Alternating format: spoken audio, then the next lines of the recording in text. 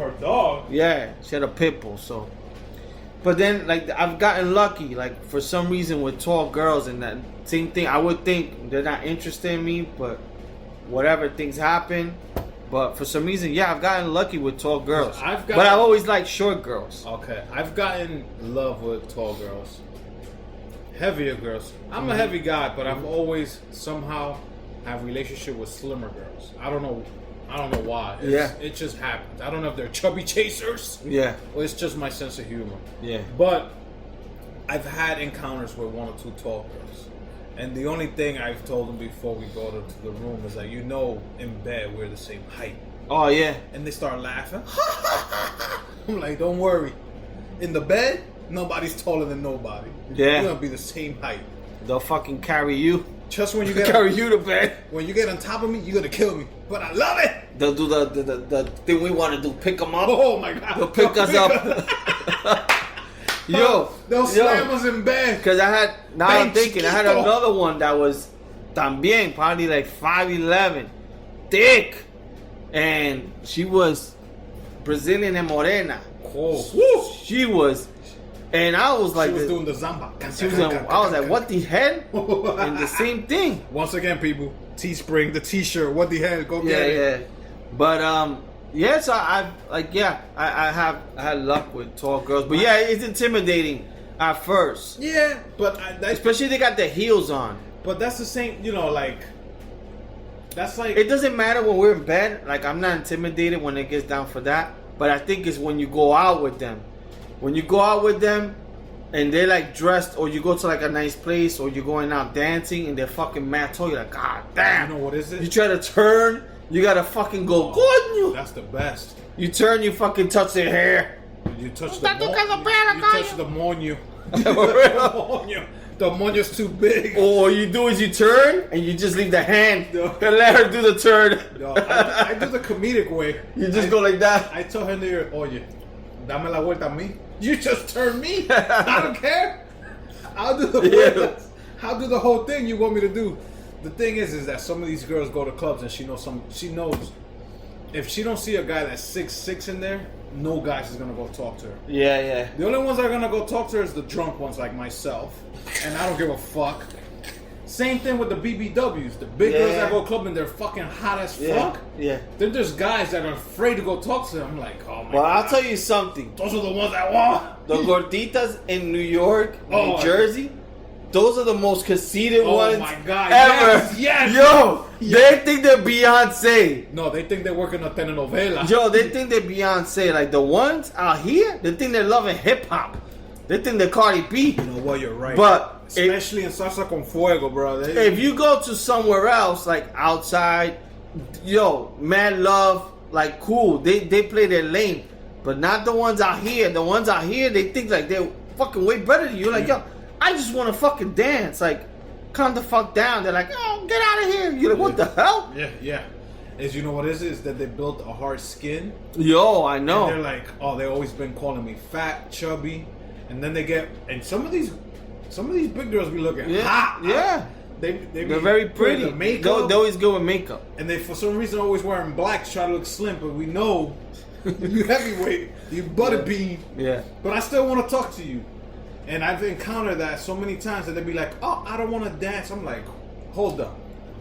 I am the first dude that came to ask you to dance in an hour and a half. I know. And you tell me all your friends are dancing. You're the only fucking one. You're the one holding the purse. I'm only dancing with you because your friends are taking. And they act like, yo, so brand new.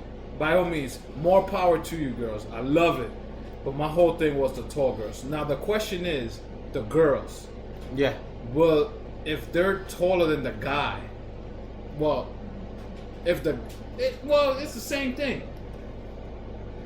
Well, like, let's say a girl's 4'8", and I'm 5'8". Will I go ask her to dance? And will she say yes? Yeah. You think so? Why? I don't know. 4'8's like this. I know. I mean, yeah, because then nobody dancing probably with her. But then you think she's like, oh, he came up to me because he felt sorry for me? I think it depends. I think it depends because you never slept with a little person. It depends because like if they're very confident, they don't give a fuck.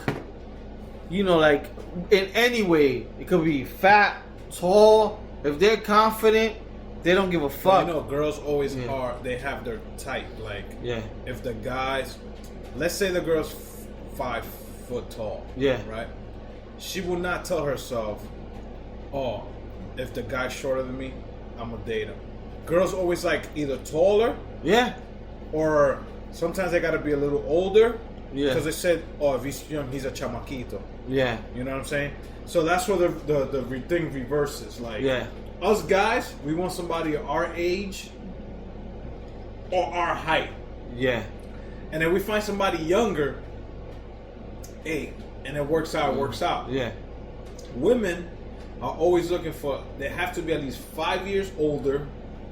It depends. It depends on the girl. Yeah. Because a girl that's 22 will never date somebody that's 21 or 22. Yeah. She always wants that a little older because she said, "Oh, they're 21, they're still little boys." It depends. There's some girls that can be 22 and they look at a 27-year-old like, "Yo, he fucking old." Yeah. So it depends, but you're right. I mean, for the most part, if they're more mature, they're gonna think. Because like I was listening to, it has nothing to do with like Austin Kutcher. You know, he married Mila. Oh, so he was dating more. But when in the '70s show, he didn't. She was she was 14. Yeah. He was 19. Yeah. And at no point did she was saying like I didn't find him. I saw him like as a big brother. He helped me with my high school work because she was doing high school, things. He was good at chemistry. That was my chemistry boy. Ashton Kutcher? Yeah, no, he's a big time. He's in the Shark and all that shit. But so that's what he was good at. So she said she never it wasn't until years later that they bumped into a party that she was then like 24, 20 something, and he was like, "Oh shit!" Now they were old. So it's true. 22, 22 probably won't want to date like a 22, like a female 22. Probably want to date a little bit older. But it's so crazy when, as you get into your 30s, those rules kind of move out the place. Yeah, they switch. Yeah, because I used to date someone who was older than me, and she used to make me feel like I was super young, which is my ex. She's only 3 years older than me. But she always try to probably rule the relationship. Yeah, she was like, "Yo, you're only 21," and she was 24. She always dated older guys. So for her, she's like, "I'm 24, 23, dating a 21-year-old. Like, what's wrong with me?" But then, as time went on later, it doesn't look that different. Yeah. You know what I'm saying? But yeah, it's crazy. Yeah, when it's in the 20s or teens, it always looks. It's different, I guess. Yeah, it does. So my thing was with the heights, and I've encountered that in clubs all the time. Not all the time, but once in a while, I always looking for that tall, bigger girl. Yeah. Everybody's there to have fun, but sometimes the ones that are the oddballs out are the ones that have more fun. And that's what when I go either clubbing, I haven't clubbed in a while. Yeah. Back in the days when we used to club, that was my shit. I was like, oh, I need to find somebody that's gonna have fun, because I just can't be in a club and just be like, let me drink a fucking Long Island iced tea and just fucking chill here against the wall. Yeah. I want to go look for that one. And then, once in a while I'll find that tall and I'm like, yo, I have to conquer this beanstalk. I want this tree right here. I know. And you dance with them and then they fucking appreciate you the whole night. Because then you could leave her, come back an hour later. Yo, you want to dance again? Yeah! And then you boom, and you click. Yeah, for me, and it's funny, like I said, for me, I never was really looking for tall. I always probably liked it in my mind, but I always felt, because I'm short, it won't work out. I always felt like, damn, the next tall guy is just gonna swoop in and just take over. But yeah, it doesn't matter. I think at times, I want to go to a club with all WNBA girls. Yeah. See, I'm the oddball there. They all 6 and above. All of them. There was something I watched that they had that the guys were trying to leech off of WNBA. Yeah. They were trying to do the way the All-Star weekend when the girls get themselves. Yeah, but the guys were trying to reverse. They were trying to do to the female NBA girls. try to get them pregnant. Yeah, They're yeah. smart. Yeah. So yeah, man. But then most of them were lesbians. So. Yeah, oh, that's man. funny. But yeah, man. No, the tall, like I'm sure most guys probably will agree. I wonder how women feel. I mean, I think women always want tall, but then they're like, "Fuck, I'll take what I can get." Yeah. I want a steak sandwich, but then they got Cubans. Yeah. I'll just take this Cuban right here. I want to fucking eat me a steak sandwich, but all they got is a fucking Big Mac. Yeah. Let me eat this Big Mac. Exactly, man. That's what it is. I think that is true, man. That's a fucking great conversation there to have. Yeah, but one thing we were also talking about was back. I mean, look. I mean, we're much older now. Both me and Al, and like, you know, we moved to Jersey. Like we like I said, we're you know, he's going on vacation. I'm going on vacation.